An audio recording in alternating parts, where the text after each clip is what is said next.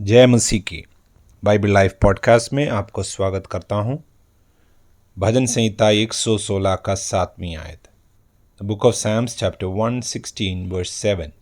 हे मेरे प्राण, तू अपने विश्राम स्थान में लौट आ, क्योंकि यहोवा ने तेरा उपकार किया है। भजन संहिता 116 को जब आप पढ़ते हैं, आपको इसके शुरुआत में आपको दिखाई देगा भजन संहिता लिखने वाला व्यक्ति अपने जीवन में कोई परेशानी में था और उसने परमेश्वर से प्रार्थना किया। उसका जीवन ऐसे मृत्यु के परिस्थिति तक पहुंच रहा था। तीसरे आयत में लिखा है, उसने ये कहते हैं, मृत्यु की रस्सियाँ मेरे चारों ओर थी और मैं अधोलोक के सकेती में पड़ा था। यानी उनके जीवन में बहुत बड़ा संकट हो सकता है, कोई बीमारी की अवस्था हो, कमज़ोरी है, या शत्रु ने उसको घेर लिया, जो भी था बहुत परेशानी में था। लेकिन उसने प्रार्थना किया। चौथे आयत में लिखा है, तब मैंने यहोवा से प्रार्थना की, हे यहोवा, विनती सुनकर मेरे प्राण को बचा ले।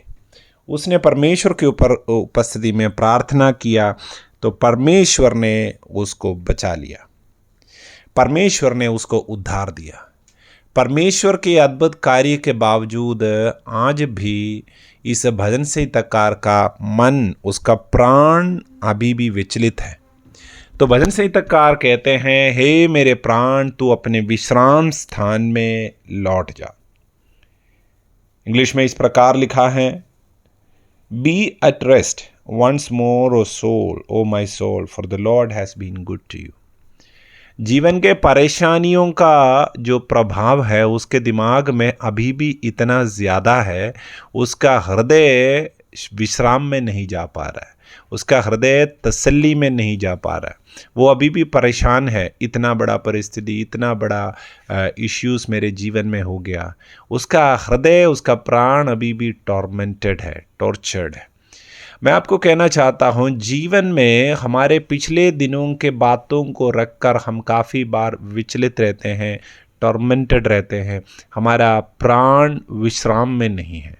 परमेश्वर का वचन अपने प्राण को या अपने दिल दिमाग को विश्राम में रखने के बारे में बहुत ज़ोर देते हैं, क्योंकि वही एकमात्र तरीका है ताकि हम अपने जीवन को सही ढंग से जी पाएँ, ताकि हम परमेश्वर की आवाज़ को सुन पाए, ताकि हम अपने आसपास के लोगों के साथ सही तरीके से जी पाए। नहीं है तो जो व्यक्ति विचलित है, जो व्यक्ति परेशान है, वो दूसरे लोगों के लिए भी परेशानी का कारण बनता है। इसके आगे वाले आयत में हमें दिखाई देगा कैसे भजन संहिताकार अपने प्राण को विश्राम में ला रहे हैं। 8वीं आयत में लिखा, तूने मेरे प्राण को मृत्यु से और मेरे आँखों को आंसू बहाने से और मेरे पाँव को ठोकर खाने से बचाया है। यानी 8वीं आयत से भजन संहिता लिखने वाले परमेश्वर के भलाइयों को याद करने शुरू करते हैं, गिन गिन के बोलने लगते हैं।